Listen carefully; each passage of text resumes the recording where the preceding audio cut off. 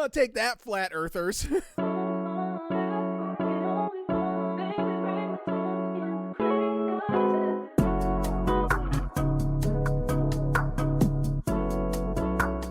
Hello and welcome to another episode of Cheap Smut. My name is Katie Mizell. And my name is Carl Mizell. And this is a podcast that is recording on Sunday night again. What are we doing to ourselves?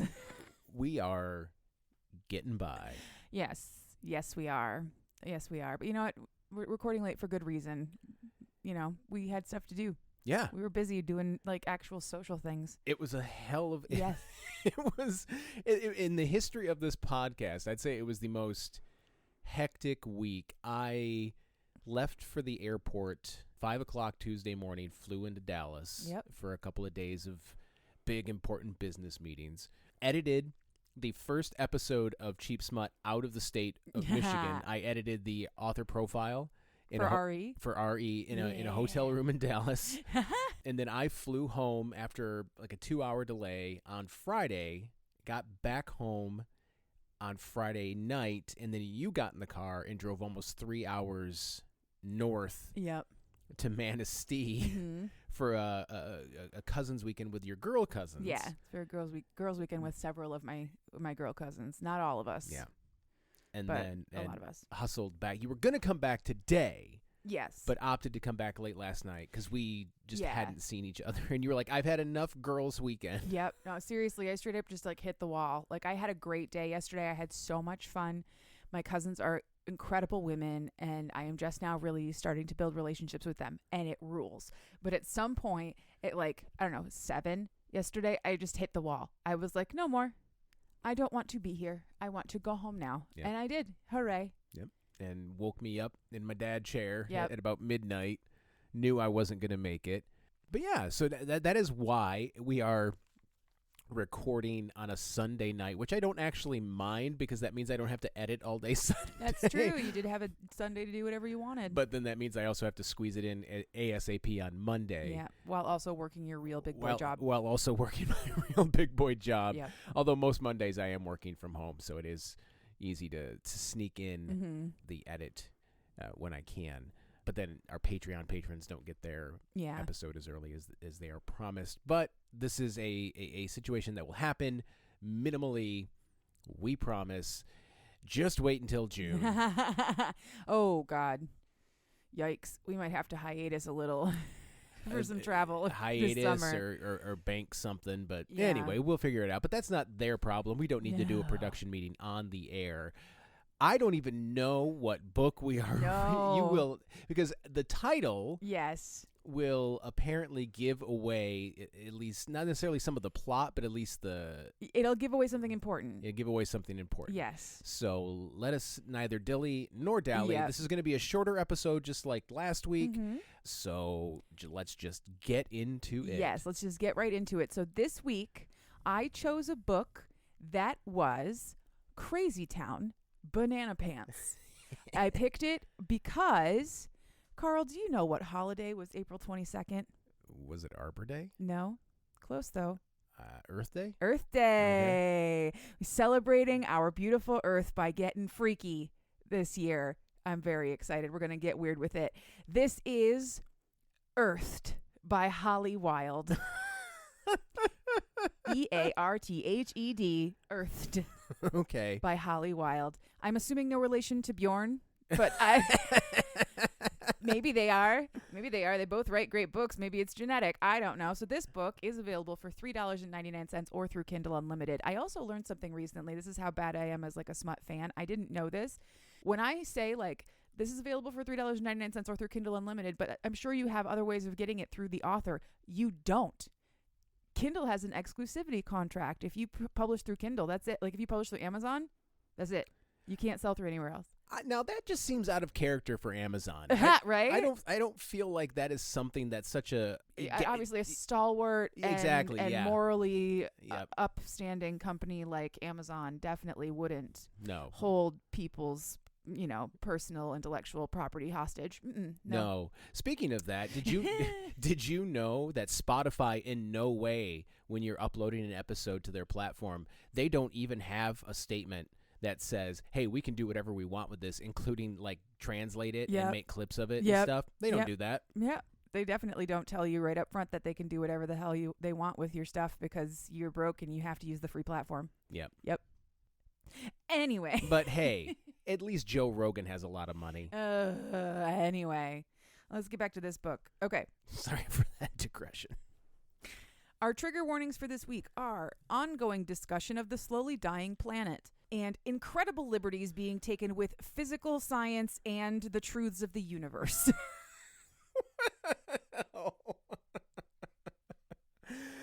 No, this is the first time in Cheap Smut history where I truly knew nothing. Yeah. Now there are times where I know a title, Mm-hmm. and you might say something to me like, "I can't wait to tell you about this book this week. This is going to be crazy." That's generally the extent of it. Yep. But this week, I am Mhm. flying completely blind, and I'm Mhm. so excited. Yes. So let's do this. Oh my God, it's going to be great. Okay, so our tropes are sci-fi romance and sentient object? Question mark. I'm not calling it a sentient object romance, but it's fucking weird.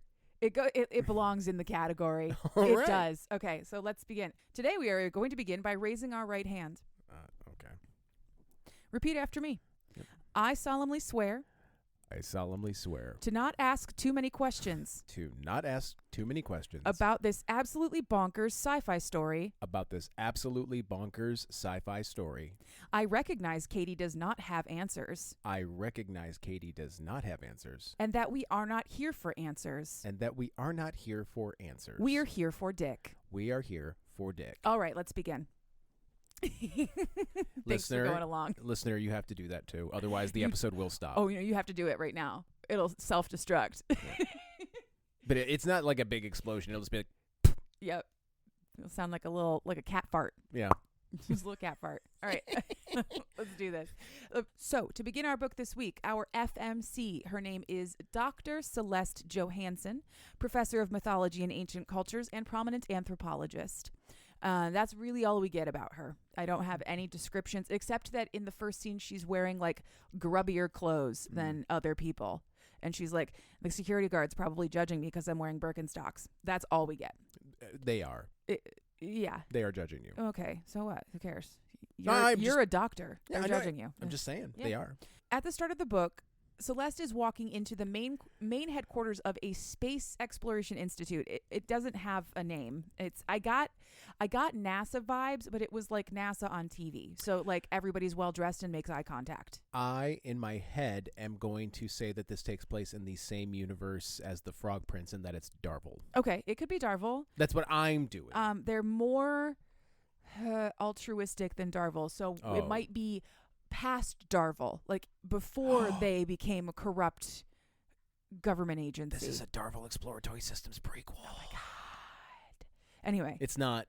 I Yeah. just, in my But head. it's fun, though. It's fun to think it is. So Celeste's mother, Rita, is the director of space programs and policy at this institution. So she has used her connections there to get a meeting with Rita, as well as her colleagues, Rebecca, who is the director of the agency as a whole, Kevin, the director of space research and technology, and Madeline, the chief space officer. And she is here to talk to them about something very important. I want to be the chief space I know, officer. right? I think that to me, it sounds like she's the chief astronaut or something. Yeah. Like she goes to space the most, but they just called her the chief space officer. This is Madeline. She's in charge of space. Yeah. CFO, CEO, COO. What is CSO?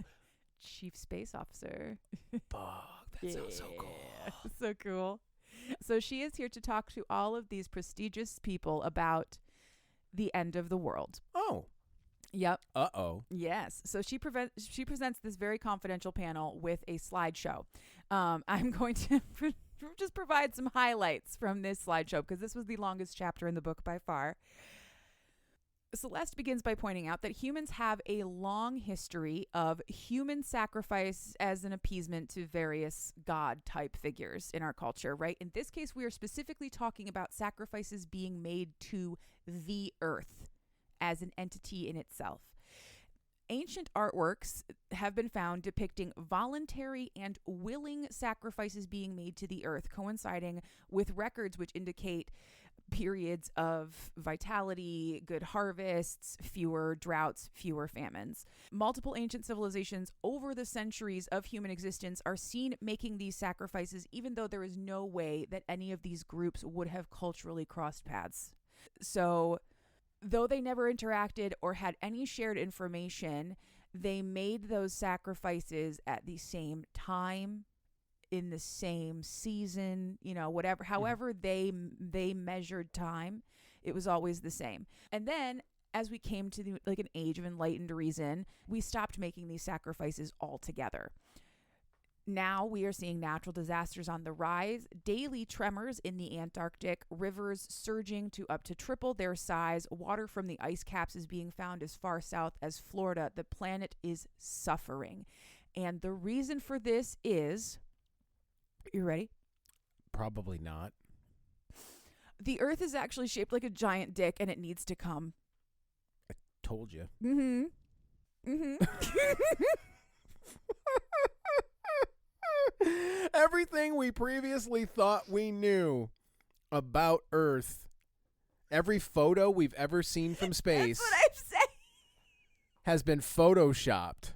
Or just taken at such an angle that we cannot tell that it is, in fact, a big old dick. These are like the top scientists in the world about space. You think you've heard the weirdest And conspiracy? they're all like, they're all like, what do you mean it's a dick? None of them knew how. I want to be... How did you go to space and not see the cock? To steal the name of a great band, I want to be a manic street preacher and just stand out there and just tell everyone, the Earth is shaped like a dick, and all of our problems are because the Earth is actually a dick and hasn't come in eons. Eons. And if we could just find a big old space person with the adequate space hole to take the big old Earth dick. The big old Earth dick. Yep. All of our problems will be solved. That person is so crazy, somebody actually would intervene. That person would actually get the mental health help they need. Probably. If somebody said, we need to find a space giant to fuck the planet, they might actually see relevant help. Yeah, maybe. Because they're like, we need to go down this rabbit hole. They just want to dig around, poke around in that psyche. Get this guy all the help he needs. Oh my God. So all right. So that is the end of Celeste's presentation. They take her seriously. No. The whole time. They take her so seriously. That must have been one hell of a PowerPoint presentation. I know, right? Great, like at great one transitions. Point, she's describing like, this is the most controversial slide I have ever put in a presentation of any kind. And it's literally like, it's from description, like I used MS Paint to draw the planet. Space dick. But it's a dick. I think I have, here's the cover art. On this yes. By the way, she has several books that are like this, and they all have very similar covers.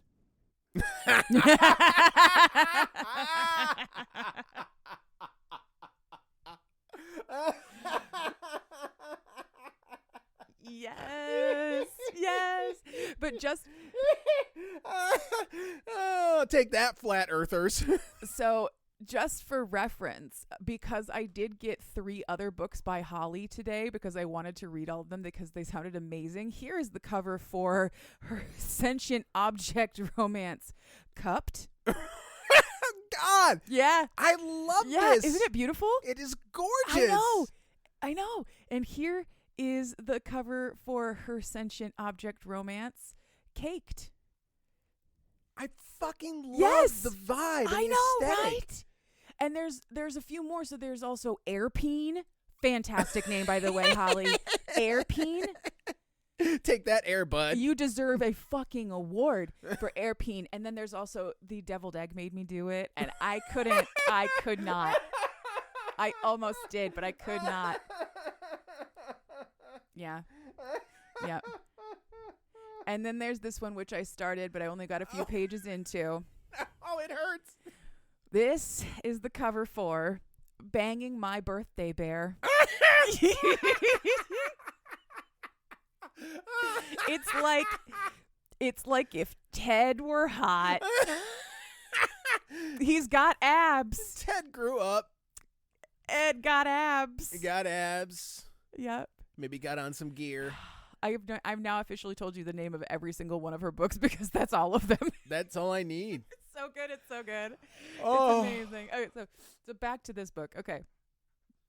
So Celeste concludes her presentation by saying, those ancient sacrifices represented a single stroke on the shaft of Earth. Wink. Yep. We have edged the Earth No. and left it hanging. No. And now it has a case of blue balls of galactic I was proportions. gonna say. So the rivers are expanding much like the veins in a penis. No. Yes. Stop this. Yes. No, I'm not kidding. I am not kidding. You made all of this up. I did not make up a single word of this. This is all from Holly. You're secretly. No, she did this. You went up north with your cousins and concocted all of this together to fuck with me. No, I didn't. You wish I did, but I didn't. No. But I didn't. Holly, no. Holly, yes. Oh, no. Holly, yes. No. More of these for me, please. This is great. Okay, so pending release. I'm saying that to you. Pending release. I'm pending release. Pending Pending. release. Pending. Incipient. Pending, imminent, incipient. Oh my God. I'm leaving you. Nah. I'm leaving you. Wow. Never. For a podcast first. The first time a divorce happened on a On air. podcast. Yep. On the air.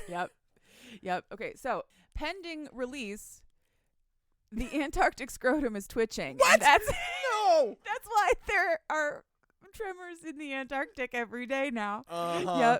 Yep. Uh-huh. Again, and- there's another one I'm stealing. There's a tremor in my Antarctics. And it makes a lot more sense if you think of the water from the polar ice caps as pre-cum. No, it doesn't. Slowly dripping down the planet. Nope.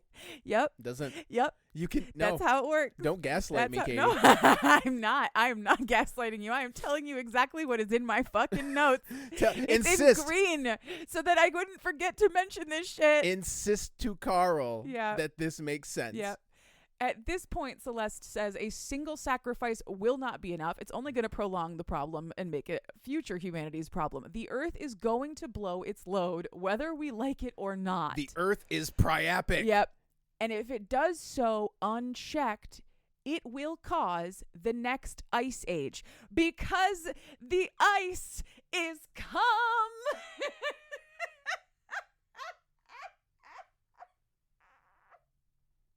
No, it's not.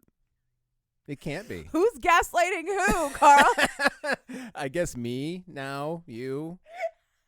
Me now, you. Yeah, me now you. Me now, you now you. me. Me now, you. Gaslight now, me. So that's our story. The various scientists then sit around the room asking questions, making sure that they have the whole picture before they start problem solving. Oh, yeah. You think? Yeah. So there's some various questions. My question, as written in bold in my notes, is how did this room full of top space scientists not notice that the planet was shaped like a dick? Again, still a question. Well, now that I have. Now I fully believe the people that believe that the moon landing was fake. Mm-hmm. Mm-hmm. I fully believe that. Yes, the moon landing was fake. Because if it was real, we would have learned by now that the Earth is shaped like a dick. Houston, The we have a International Space problem. Center isn't real either. The Earth seems to be shaped like a dick. Houston, we have liftoff. Ew. Buzz, I need you to come on back down to Earth. We're gonna shoot you in the head. You can't We tell. can't tell people this. Moon's haunted. Click, click. Moon's haunted. Earth's a dick. Earth's a dick. Click, click. Okay. So Celeste concludes her presentation telling them that she came to them hoping the brilliant minds of this aerospace agency would be able to find a way to safely capture and contain the ejaculate in space. She knows that this is happening, but she doesn't have solutions here. She came to NASA, to imaginary mom NASA, for help. And we need a giant Earth's dick-sized condom. Yep, something. So basically that's what she says is like there's no way to stop this from happening. What we need to do is figure out how to contain it so that it doesn't cover the planet in ice and kill everyone on it. They, in turn, after getting all of their questions answered, the number one question they have being, is the Earth going to go flaccid afterward? Yeah. And what's going to happen? And she says, no, that's not going to happen. What's the refractory period for Earth dick? Right? So after all of that, they present her with their recent findings in dark matter dimensional shifting. So we're getting into the technobabble pseudo fake science stuff, which I love. Originally developed in an attempt to shrink weapons for undetectable transport, they found that the process could only make things grow bigger. They grow to massive, almost uncontrollable proportions. They theorized that they could create something large enough then to contain the release, but the Earth needs stimulation in order to be released, and anything they send up would not be precise or gentle enough to do that without harming people or the planet itself. And now, the first problem I have is if the Earth is that pent up, it's not coming back down. That shit's shooting into space, and it's not coming back out of orbit. There's just going to be Earth jizz. Earth jizz. Space ice. Space ice. Space Everywhere. junk. That's all that is up there. I think more to the point, they are very concerned that like an uncontrolled Earth orgasm could be like earthquakes and typhoons and like problems. So I just love how this is all our fault. Yeah. It's all our fault. But it's only our fault because we stopped doing what we were supposed to do. We stopped sacrificing to Earth like we were supposed to. So all right. Yeah. Anyway, so Rebecca, again, head of this space organization, offers up a solution. What if they send a person? What if they grow a person? Because the person would be able to do this gently enough. Rita argues like the ethical and legal complications of a project like growing a person to fuck the planet, and Celeste just like puts her hands on the table like, Mom, you do not have time to worry about ethics. The planet's gonna come, Mom. We need to get it is apologize later time. Yeah, seriously. So if they have the technology available to make a person large enough to take Earth's load, then they should do it and be done with it. The only thing they have to keep in mind is that it has to be a willing volunteer. And Rebecca says, well, what about you? 1 week later. Somewhere, Dr. Malcolm from Jurassic Park is just going, guys, remember that whole thing about could, should? Like, this is it. Like, this is the ultimate version. Yeah, this is coulda, not shoulda. Yeah. We can grow a person big enough to put the planet in their vagina. We can do that. I really wish they couldn't. Oh, but they can. Oh, boy. Here we go. Oh, they can. Okay, so 1 week later, with very few exceptions, the Earth has been evacuated. Okay. She's fingering me, guys. Okay. Various misinformation campaigns have basically kept the entire reason for this in the dark. The humans are now waiting safely out of range in windowless spacecraft. They're just waiting. Yeah, because the world's governments basically play two truths and a lie. Right? I think they went with dangerous levels of radiation and solar flares. They were just getting people off the planet. You're all in these windowless tubes, and here's why. Dangerous solar flares, unmanageable radiation, and the Earth is a dick, and we had to grow a giant lady to fuck it, or otherwise the world was gonna end. Spot the lie. Spot the lie. Turns out there's actually 2 lies. Yeah, 2 lies and a truth. That's the one. Okay. At the beginning of this next chapter, Celeste is now fully trained, trained enough. She's not a fully trained astronaut, but she is prepared enough to strap in. She's going on her mission. Has she been embiggened? No, not yet. Okay. The embiggening process happens in space. It would have to, I suppose. So as she achieves orbit. I need to stop you there because you said that they never did figure out how to make these people smaller. Okay, just checking. Yep. All right. She goes into space with the full knowledge that she's not coming back. Okay. Yeah. So she achieves orbit. She contemplates her relationship with both space and the Earth. And basically, like, because she was raised in a space agency while her mother was climbing the ranks of that agency, she has always loved space. But then she turned her study to the planet and found that she loved the planet even more, especially once she realized that in its own way it has been nurturing the human race. So now she feels that she is the perfect person to be doing this because she loves both Earth and space. She loves Earth so much. So much. She loves Earth so much, guys. So once she reaches her destination, the people in mission control, there are still a few people left on the planet. Mission control. Yep. There are still a few people left on the planet. A couple of like government muckety mucks and several people in this agency, including her mom. And a few other people in mission control are still there. They talk her through the various, like, operating the bits of the ship that she needs to be able to operate until she is ready to step out of the airlock and into the dark matter portal that is wherever the fuck she is. Sure. She says her goodbyes, believing that she will never come back and possibly never speak to these people again. So she's about to become 10 times bigger than the size of the planet, and they can't shrink her back. They don't know how. So she's done. She doesn't know what's happening after that. Imagine looking out into the sky and just seeing Space Lady. Giant Space Lady. So they give her the green light, and they remind her that while she is losing contact, they will maintain eyes and ears throughout the mission. And I went, I'm sorry, wait, what? Did you just tell her that you were going to watch her fuck the planet?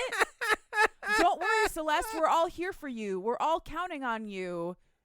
It's going to be the Get that planet in your puss, girl. What? It's going to be the weirdest OnlyFans site ever. Swear to God, yes. If it wasn't OnlyFans, I would watch that OnlyFans. So there is a very cool explanation of how this works in terms of being fake science. So there's like a series of magnets inside of her suit. She goes inside of this dark matter portal, and suddenly the reality, like the constants of reality, no longer apply, including time. So while it probably only takes a couple of seconds, it feels like she has been slowly stretched out over a period of like 100 billion years at the same time. It's very cool. I really enjoyed it. Fantastic descriptions. And then once she is done transforming, she steps back out of the portal. She is no longer a human, and she has merged with the dark matter. She is glowing faintly, but she is purple. Mm-hmm. She's made out of dark, like clouds. She's made out of darkness and starlight. It's very cool. Then there are a couple of fantastic descriptions of a giant, hot, naked woman in space. This absolutely sounds like something that fucking like Steve Gerber would have written for Marvel Comics back in the 70s if they had just said he did a lot of weird shit back then. He did Howard the Duck, and like, Steve, just don't worry about the comics code. Don't worry about decency. Yep. This is the kind of shit that he would have written into an issue of a comic book. This is some major Doctor Strange vibes. Giant woman. All I want to do is see you turn into a giant woman. Okay. Sorry, that's from Steven Universe. It's been stuck in my head since I started reading this book. So, it's fantastic descriptions of a hot giant woman in space. Some great comparisons of size. Her clit is the size of Florida. Here's how big her clit is. Her ass is the size of Uranus. Yes. I mean, when are you going to get to make that joke and it's going to be true? Just this once. I love it. I love it. Just the one time. She is so intent on figuring out her new body and how to move in space and stuff, that she doesn't notice that there is a giant man sitting there on a big space cloud. He greets her. He is a giant, beautiful, celestial man made of stardust. He sits on a cloud-like mattress with the confidence of a dude whose dick is a planet. This is Earth. She can see him now because she is made out of dark matter too. And maybe, people back home can't see her anymore, she assumes. But this is Earth. It's not just a dick-shaped planet. It is the dick of a giant celestial man. No words. I'm telling you, Steve /brand new sentence every day here. Steve Gerber also wrote for Guardians of the Galaxy. This sounds very much like some shit. It sounds like some celestial shit. Yeah, it sounds like some major celestial shit. Yeah. So he invites Celeste to come sit down with him, and she does. He says, Celestial. Yeah, Celeste the Celestial. Yep. He says, I didn't know anybody lived in there, because he thought she lived inside of the dark matter portal. She says, no, I just was passing through there. I'm actually from around here. I'm from your dick. I'm from your dick. She does tell him that later, that she used to live on his dick. Here, point to my dick and tell me where you live. Show me on my dick where you live. Right there. Ooh, touch it again. Touch me on my Nebraska. So glad you're from Nebraska. Touch me on my Nebraska. Oh my God. Okay. You started this. So she is kind of freaking out. Can't imagine why. Maybe it's because she just learned that the dick is attached to a dude. Like a whole dude. It's not just the cock. She's kind of freaking out, but she's like, okay, well, this is why I'm here. Yeah. And I kind of thought I was just going to ride a planet dildo and be done with it. But okay, I am a professional. I am on a mission. I have a job to do. So she seduces the Earth. Not that it is particularly hard, because he is very, very horny. Yeah, no shit. Obviously. And she's naked. She's a hot, fat, naked woman in space. Well, I guess I couldn't tell if she was fat. I am taking the descriptions as fat. Okay.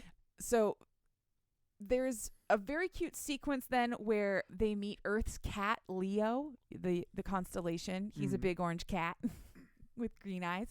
When they start to get busy and Leo's being weird and a cat about it, Earth picks him up and puts him inside of the Big Dipper to take a nap. So cute. It's so cute. You got to. Yeah. Otherwise, you can bat around your Earth balls. Exactly. So the first thing that happens is Celeste gives Earth a tit job, but he's already leaking, and she's worried that he's going to blow too soon, and an abrupt and uncontrolled orgasm could be dangerous. So instead, she pulls back, and he apologizes. He says he's never been with a woman before, so he's very excited. Yeah, I can't imagine there's a lot of giant dark matter goddesses just wandering around the galaxy. So what, they don't have Tinder for celestial beings? I guess not. So she's like, oh, okay, this could be a problem. He definitely could blow too soon if he's never had sex before. But again, I am a professional. I am here to make sure that no plan survives first contact. It's going to be okay. We're going to figure this out. So she strokes him. She blows him. He very lightly and gently fucks her face. It's a very, very sweet scene. She is loving this. She feels an instant connection to Earth. He is the planet. I don't know. But she almost immediately starts to feel like she's in love with him. Mm-hmm. Cool. Great. Earth is the hottest man that she has ever seen. He's beautiful beyond compare to and looking at him, there's no real way to describe him. His literally his hair is made out of shadows. Yeah.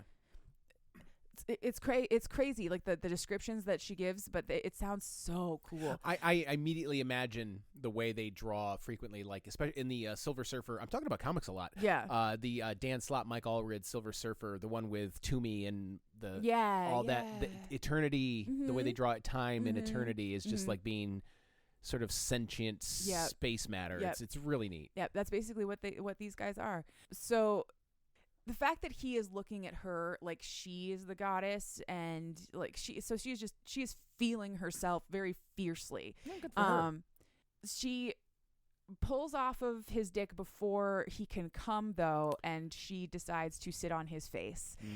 Earth may have never been with a woman before, but he does eat pussy like he got certified. Naturally. So, good for him. She comes on his face, and then they move back to the main event. Still very she is in control. She is making sure that nothing gets too erratic. And then eventually she climbs on top of him and rides him to orgasm. Once they are done, like, she starts to have this huge emotional drop. She is horrified by what has just happened, because like she's like, well, I rocked his world, but that actually could be a problem. Did I rock his world too hard? Did I rock my world too hard? Did I break the planet? Did I fuck the planet to death? Is this my fault? Did I do this? Like, she's really she's upset, but also like she rocked the world. So yeah, literally. She's feeling pretty good about herself in that regard too. He pulls her down onto his chest and she falls asleep. She's freaking out, but there's nothing else that she can do at this point. In the middle of the night, she wakes up and Earth isn't there. So she just snuggles with Leo for a little while and falls back asleep again. In the morning, Earth wakes her up gently, shaking her. Wake up, sleepyhead. Wakey, wakey. Yep.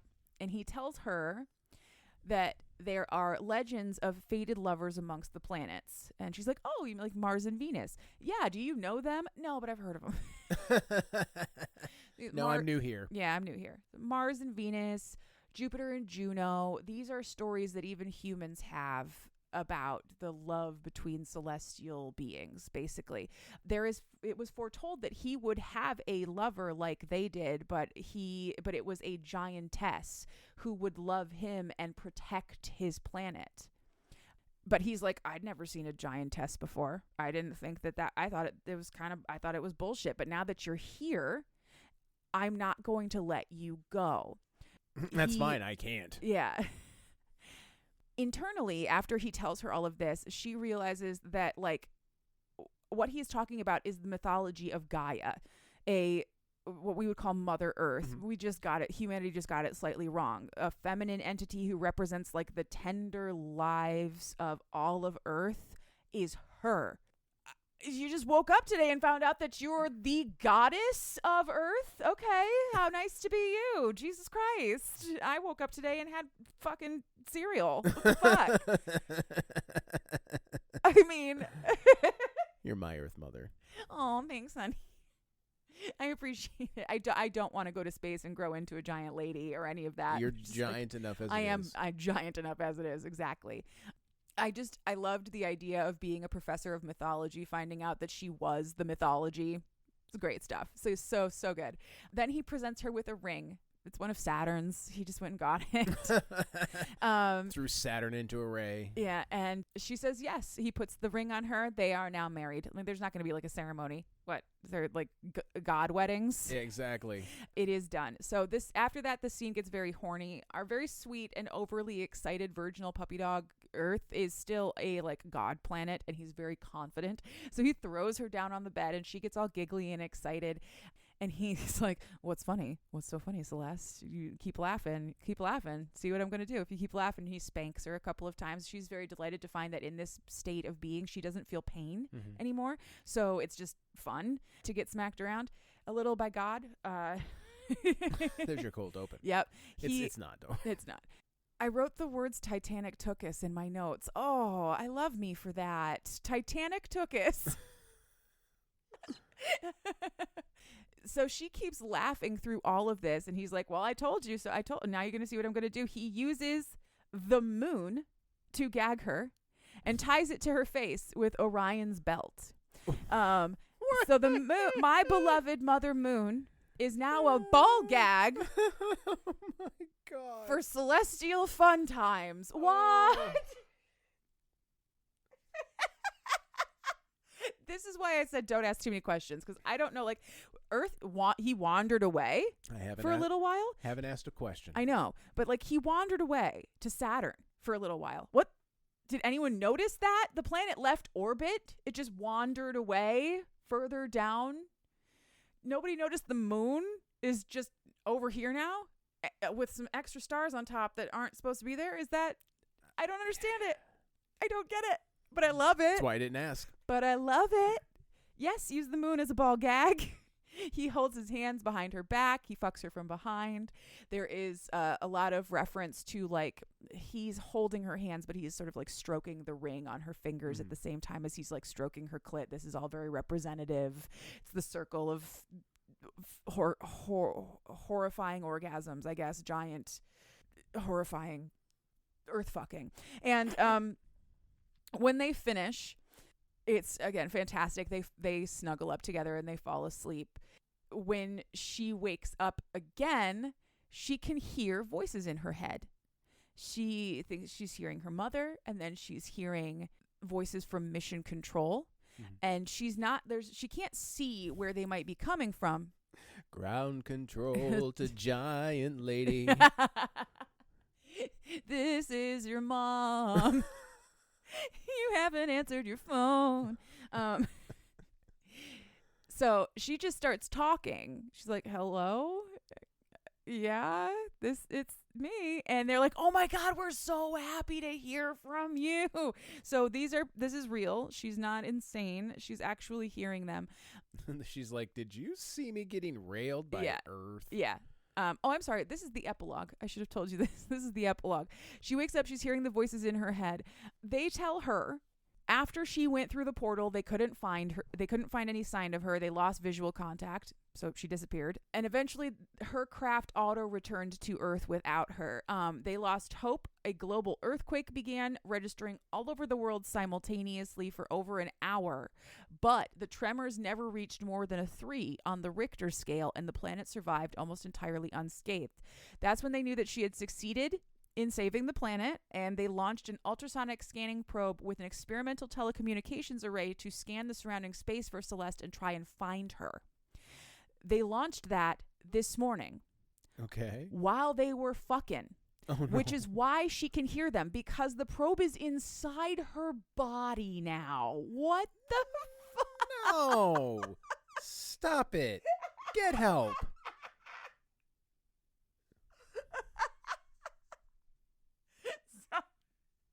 So she explains that Earth is actually an invisible giant made out of starlight. You can only see them once you've merged with the dark matter, and that she will be staying in space and protecting and loving him from now on.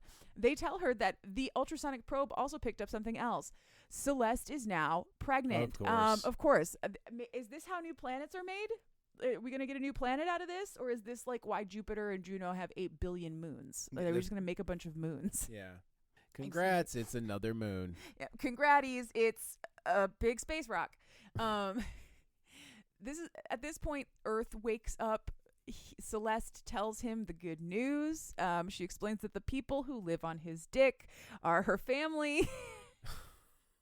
Wave at your dick. Yeah. And they sent up a communication probe, and so she can talk to her mom now, and she's so happy about that. And the final moments of the book, Earth leans in close to Celeste, and he gently kisses her cheek, and he asks if they can hear him too. She says yes, and so he whispers in her ear, "Hi, Mom," as if to say hello to Celeste's mother. Yeah. And that is the end of the book. Whoa! Well, listen. That was Earthed. Thank you so much. We've had we've had the title of most original peen bouncing from R.E. Johnson to, and we weren't really keeping track prior to that. R.E. I would put Orpheus from A Soul to Keep up there. R.E. Johnson and Dominic from Till Death Do Us Part, and then S.J. Sanders. Yep. But how do you compete with this? See, I was thinking about that. I don't think I would put this up with most original peen. Yeah, it feels like it's almost an entirely different category. Because, like, on the one hand, is it original? Yes, it's a planet. The guy himself is an original concept, but the dick is a dick. It is a dick-shaped dick from Dick World. So I Yeah, don't but think it it's has 8 billion people on well, it. at the time it was fucked, it only had about 12 on it. But it had But 8 still, billion people on it. But it does have a complex and thriving ecosystem. Yeah. See? I just now realized Dark Matter Celeste definitely fucked like elephants and whales, giraffes, buildings. and buildings, There's and so much stuff. all of the ants. Yep. There's so many ants on our planet and so many bugs. Oh, yeah. Frogs. Wallabies. Maybe it is the most. It's not the most original peen. It's the most complex peen. It is the only peen that has its own ecosystem. It's true. It's true. Since it's supports life. It's the only peen that supports life we've ever had. Yeah, man. I got nothing. I am completely incapable of clever segue. I don't even know I don't even know how to finish this episode because it feels like there's nothing else to say. I just told you the story of a giant woman fucking our planet. Well, look, if you don't have the spoons to do a So What Are You Into, we don't have to. It's not the spoons. It's just this book was wild, and I've been thinking about it I've been thinking about telling it to you for days. Yeah. And now that it's done, I'm spent. Like I can't. I'm spent. Well, what are you into? What am I into? Oh God, what am I into? You want me to go? Yeah, you go first. Well, I played for you what I'm into right now, and that is the new single from Wolfman. Wolfman. For those of you unfamiliar with the Wolf cinematic universe, as it were, Jack Stratton is the leader of Wolfpack, and he sometimes puts out solo work or more collaborative work as Wolfman. He's been releasing a couple of singles from an upcoming album, and he recently released one called It Feels Good to Write a Song, featuring Flint, Michigan's own Antoine Stanley and Jacob Jeffries, and it is a goddamn bop. And I don't know if it was intentional in that when the Wolfpack album Sauna came out, it showed up, it was labeled as children's music, but it feels like Jack is sort of leaning into that, and so this is a song. It's just called It Feels Good to Write a Song, and it is literally, I played it in front of our 3-year-old, and she started dancing. Yeah. And it was a blast, so I've linked it in the show notes. It's seriously, they posted a clip of it on Instagram and said, Wolfman is here to save you from Baby Shark. And it works. So check the video out. It's amazing. I highly recommend it. Are you ready? Yes, I am. What are you into? I am into the television show Travelers. Oh, yeah. Yeah. So Travelers is one of my comfort shows. I haven't watched it in a while, though. So the other day while you were gone, and I was like, I don't know what I want to do with my life right now. You said, maybe you should just watch something that you like. Yeah. All right. I'm watching Travelers. So Travelers is a Netflix show. There's like 3 seasons, and it is about a group of time travelers who are trying to prevent like a post-apocalyptic future, basically. And they do that by sending human consciousnesses back into physical bodies in the present. They can't. Oh, that's right. Yeah. I couldn't remember the concept of the show, but now I remember it. They can't send bodies back. They can only send minds. So what they do is they intercept bodies of people who are about to die, and then they just don't let them die, like whatever it was that was going to kill them. So they don't take people who have coronaries. They take people who got shot or whatever. And then they are desperately trying to save the world from a miserable future. And they're fighting against another faction that actually wants the world to end, or it's a whole thing. Either way, I love this show. It stars Eric McCormick, great actor, one of my faves. And I am very happy to be watching it again because it's very comforting and I enjoy it very much. It has one of my favorite concepts in it, old person in young body. Oh, I love that. Yeah. The guy he's like their senior intelligence agent or whatever. He's in the body of a 17-year-old boy, but he is 55, but he has fully lived 2 other human lives as a traveler. Yeah, sort of like what was the character in Umbrella Academy? Did they just call him Number 5? Yeah. Yeah. So he has lived several full lives inside other bodies, and he is so the character itself is fantastic, but I love like a very wise old man inside of a 17-year-old boy. Like, I think that's just great as a concept. It's one of my faves. So there you go. That's what I'm into. I'm into Travelers. Hell yeah. Thank you for asking. What are you going to read for us next week? Next week, by request of our listener, Tia Esk, I am reading Nora's Kraken by Lee Miller. Book number one in the Monster Relations Bureau, which I believe means that this is it's like a dating agency book. Okay. Yeah. Should be fun. I'm excited for that. So Nora's Kraken. That's what we're reading next week. And I'm excited for it as well. But in the meantime, you can find us on social media. We are on Instagram and TikTok at Cheap Smut. We'll probably be on Instagram more now that I've officially handed the reins of Instagram to Katie, because I just do not have the bandwidth for it. We're technically also on Threads now, too. Oh, and we're on Threads, also at Cheap Smut? Yep. All right. If you would like to send us an email, please do so, cheapsmutpod@gmail.com. Down in the show notes is our link tree. If you click on that, the top link is to this book. It is not an affiliate link. We do not get any money for it. We are just trying to support the author. If you would like to support us with money, you can do so on Patreon, like these fine folks: Stephanie Hawkins, Gemma, Lady Squishy Buns, the aforementioned Tia Esk, Rob Gatika, Angela McNichols, Katie Hurd, Gwendolyn Harper, Seneca O, and Rebecca K. The music that you hear in this and every episode is called Nostalgia by Mackay Beats. You can find it along with how many songs? Thousands of other songs, free of charge for you to use at the Free Music Archive, freemusicarchive.org. Listener, remember, if there is a book in you, write it. And if there's fucking in it, I'll read it. And then she will come on this show and explain it to me for your entertainment. Now I am going to go sit on my couch. Goodbye.